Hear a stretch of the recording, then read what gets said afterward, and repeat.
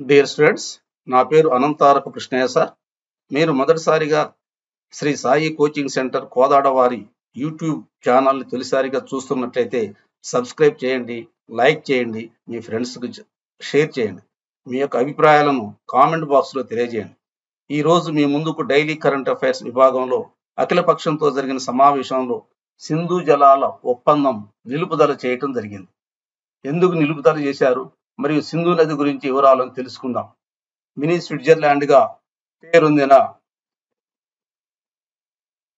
అనంతనాగ్ జిల్లా పహల్గామ్లో బైసారన్ లోయ ప్రాంతంలో 22/4/2025 మధ్యాహ్నం 2:30 సాయుధ ఉగ్రవాద ముష్కరులు కాల్పులు జరిపిన ఘటనలో మృతుల్లో 2 స్థానికులు సహా 26 మంది పర్యాటకులు బలైపోయారు.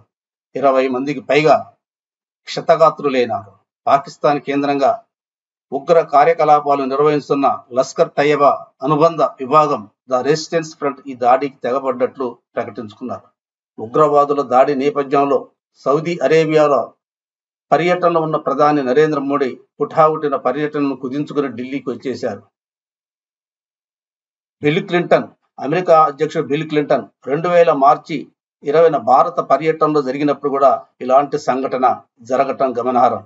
అదేవిధంగా ప్రస్తుతం భారత్లో పర్యటిస్తున్న అమెరికా ఉపాధ్యక్షుడు జేడి వాన్స్ భారత పర్యటన ఉన్నప్పుడు నాడు అమెరికా అధ్యక్షుడు బిల్ క్లింటన్ 2000 మార్చి 20న భారత్లో పర్యటన ఉన్నప్పుడు ఇలాంటి దుస్సంఘటనకు నాడు ఉగ్రవాదులు పాల్పడగా నేడు అమెరికా ఉపాధ్యక్షుడు జేడి వాన్స్ భారత పర్యటనలో ఉన్నప్పుడు కూడా దాడి జరగటం అనేది గమనార్హం.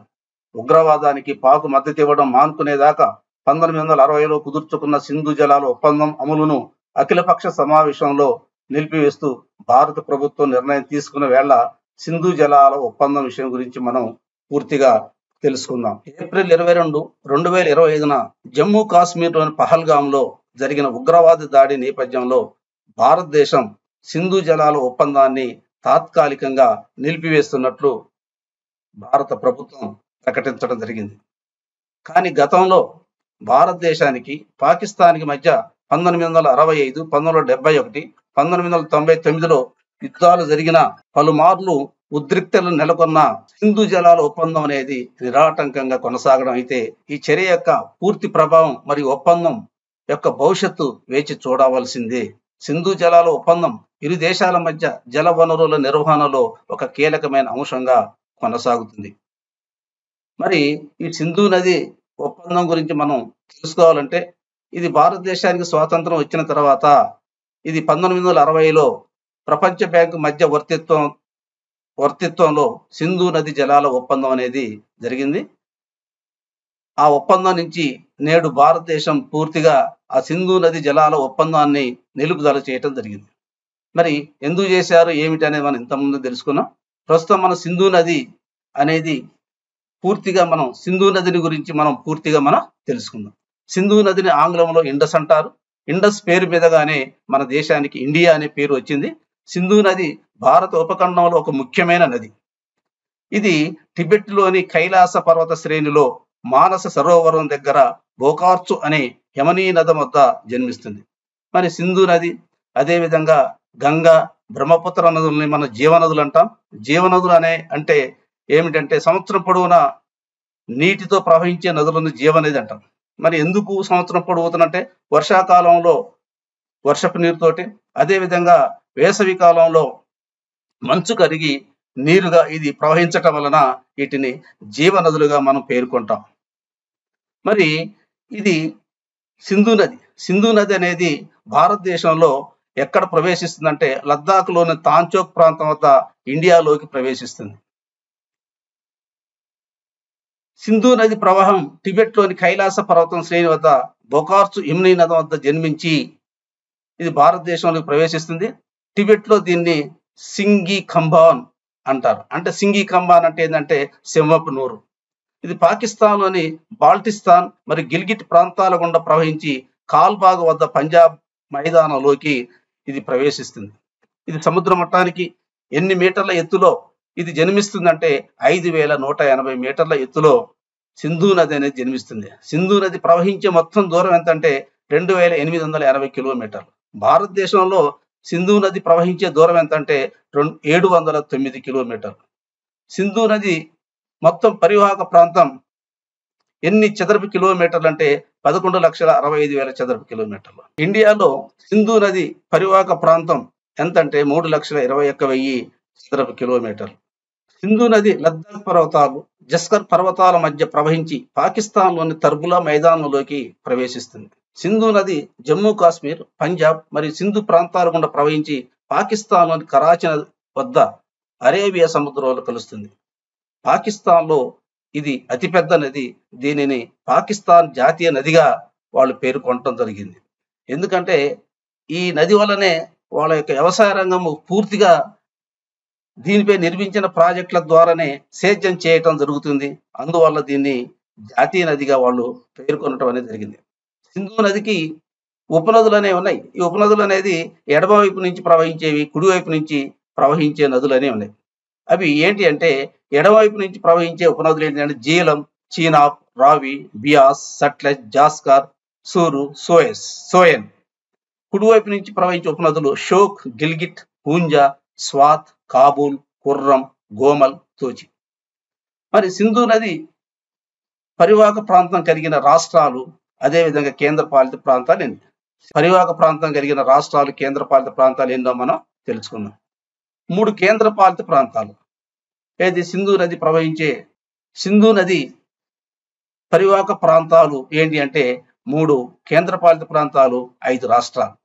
అవి ఒకటి లద్దాఖ్, జమ్మూ కాశ్మీర్, చండీగఢ్ 3 కేంద్రపాలిత ప్రాంతాలు, ఉత్తరాఖండ్, పంజాబ్, హర్యానా, హిమాచల్ ప్రదేశ్, రాజస్థాన్లు 5 రాష్ట్రాలు సింధు నది పరివాహక ప్రాంతాలు ఉన్నాయి. మరి సింధు నది గల ఉపనదులు ఏంటి? జీలం, చీనాబ్, రవి, బియాస్, సట్లెజ్. సింధు నదికి గల ఉపనదులు ఎన్నంటే 5. అవి జీలం, చీనాబ్, రవి, బియాస్, సట్లెజ్. ఒకసారి మనం జీలం గురించి తెలుసుకుందాం. జీలం నదిని పురాణాలలో వితస్త అంటారు. దీనే ఐడిస్పస్ అంటారు. ఇది పేరు పంజల శ్రేణిలోని వెరీనాగ్లో జన్మిస్తుంది. దీని యొక్క పొడవు ఎంత అంటే 725 కిలోమీటర్లు. దీని నది ఒడ్డున ఉన్నగల ప్రముఖ నగరం ఏంటిదంటే శ్రీనగర్. ఇది ఓలార్ సరస్సు గుండా ప్రవహిస్తుంది.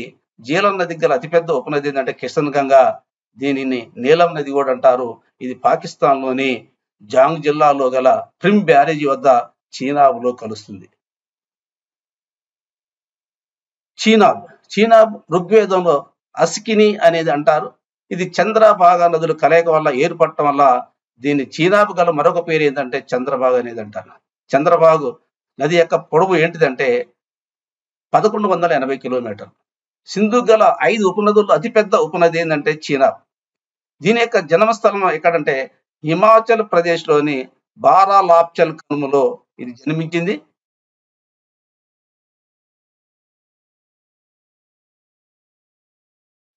అంటే ఇది ఏ రాష్ట్రంలో జన్మించిందంటే భారతదేశంలో హిమాచల్ ప్రదేశ్లో జన్మించింది.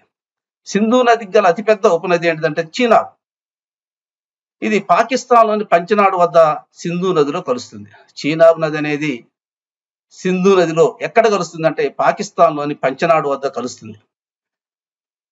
ఈ చీనాబ్పై నిర్మించిన డ్యాములు ఏంటి, ప్రాజెక్టులు ఏంటి అంటే బాగ్లిహార్.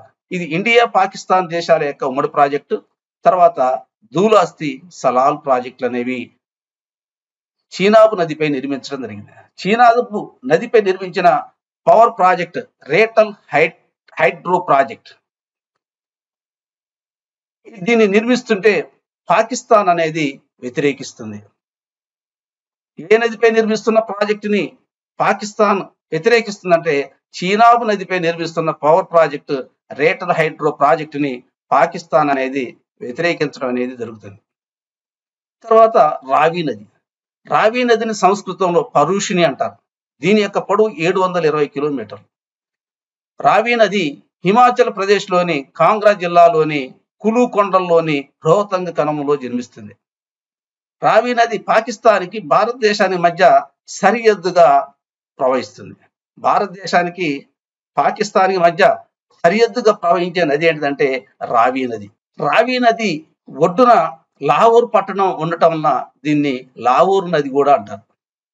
తర్వాత పంజాబ్ రాష్ట్రంలో ప్రవహించే చిన్న నదుల్లో ఏంటిదంటే రావి నది ఒకటి.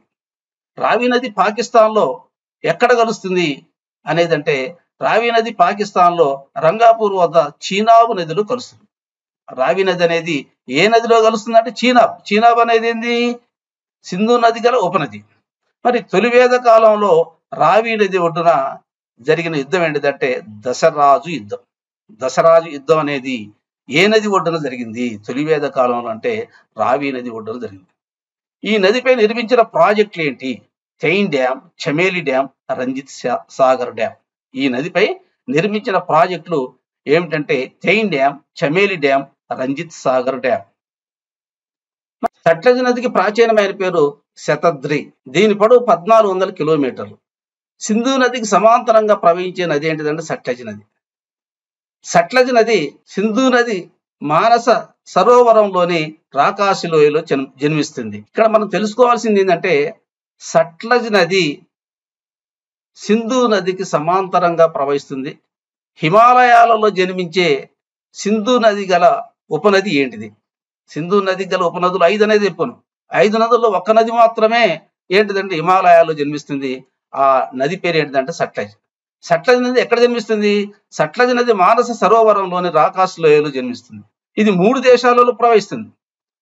సట్లెజ్ చైనా, అదేవిధంగా భారతదేశం, పాకిస్తాన్లో 3 దేశాలలో ప్రవహించే ఉపనది ఏంటంటే సట్లెజ్ నది. భారత్, పాకిస్తాన్ దేశాలలో ఏంటంటే సట్లెజ్ నది ప్రవహిస్తుంది. ఈ నది పొడవు 1450 కిలోమీటర్లు. సట్లెజ్ నది భారతదేశంలో ఎక్కడ ప్రవేశిస్తుందంటే హిమాచల్ ప్రదేశ్లోని షిప్కిలా ఖనం ద్వారా ఇది భారతదేశంలో ప్రవేశిస్తుంది. భారతదేశంలో దీని యొక్క పొడవు ఎంత అంటే 1050 కిలోమీటర్లు. సట్లెజ్ నది యొక్క పొడవు ఎంత? 1450 కిలోమీటర్లు అయితే భారతదేశంలో దీని యొక్క పొడవు ఎంత అంటే 1050 కిలోమీటర్లు. సట్లెజ్ నదిపై నిర్మించిన భారతదేశంలో అతిపెద్ద ప్రాజెక్ట్ ఏంటిదంటే బాక్రా నంగల్ ప్రాజెక్ట్. ఈ బాక్రా నంగల్ ప్రాజెక్టు వలన పంజాబ్, హర్యానా, రాజస్థాన్, హిమాచల్ ప్రదేశ్ల రాష్ట్రాలు లబ్ధి పొందుతున్నాయి. సట్లెజ్ నది ఒడ్డున గల నగరాలు ఏంటి అంటే లూధియానా, ఫిరోజ్పూర్. నెక్స్ట్ వన్, సట్లెజ్ నది మనం ఇంతమంది చెప్పుకున్నాం భారతదేశానికి వెలుపల జన్మించింది అంటే ఇక్కడ హిమాలయాలలో జన్మించింది. సట్లెజ్ నదిలో కలిసే సింధు ఉపనదులు ఏంటి అంటే బియాస్, చినాబ్. తర్వాత బియాస్ నది. బియాస్ నది సంస్కృతంలో విపాస్ అని కూడా పిలుస్తారు. హిమాచల్ ప్రదేశ్లోని కులు పర్వతాలలో బియాస్ కొండలో జన్మిస్తుంది. ఇది దౌల్దార్ శ్రేణులను చీలుస్తూ కాంగ్రా లోయ గుండా ప్రవహిస్తుంది. ఇది 470 కిలోమీటర్లు ప్రవహిస్తుంది. సింధు నదికి గల ఉపనదులలో అతి చిన్నది ఏది అంటే ఏంటంటే బియాస్. సింధు నదికి గల ఉపనదుల్లో అతి చిన్నది ఏంటంటే బియాస్. దీనిపై పాంగ్ ఆనకట్ట కట్టారు. ఈ ఆనకట్ట యొక్క ఉద్దేశం ఏంటిదంటే నీటిపారుదల, జల విద్యుత్ శక్తి ఉత్పత్తి. బియాస్ నది ఏ నదిలో కలుస్తుందంటే సట్లెజ్ నదిలో కలుస్తుంది. ఏ నదిలో కలుస్తుంది? సట్లెజ్ నదిలో కలుస్తుంది. మన సింధు నది ఎక్కడ జన్మిస్తుంది? అదేవిధంగా సింధు నది ఏ దేశాలలో ప్రవహిస్తుంది? సింధు నది గల ఉపనదులు ఎన్ని, అవి ఏవి, వాటి యొక్క వివరాలను మనం తెలుసుకోవటం జరిగింది. అయితే సింధు నది యొక్క ప్రాముఖ్యత ఏమిటి? What is the importance about the industry work? ఇది చారిత్రక ప్రాధాన్యత ఏంటిదంటే సింధు నది లోయలో ప్రపంచంలోని అతి ప్రాచీన నాగరికతలో ఒకటైన సింధు లోయ నాగరికత అనేది ఆవిర్భవించింది. ఇక్కడ సింధు నది పరివాహక ప్రాంతంలో ఏంటిదంటే హరప్ప మరియు మొహంజదారో వంటి ముఖ్యమైన నగరాలు ఈ నది ఒడ్డునే ఉన్నాయి. సింధు నది పరివాహక ప్రాంతంలో భారతదేశంలో ఎంత ఉన్నదంటే 39% ఉన్నది. పాకిస్తాన్లో జాతీయ నది సింధు. కావున సింధు నదిని పాకిస్తాన్ వాళ్ళు ఏమంటారంటే పాకిస్తాన్ జీవన రేఖ అనేది అంటారు.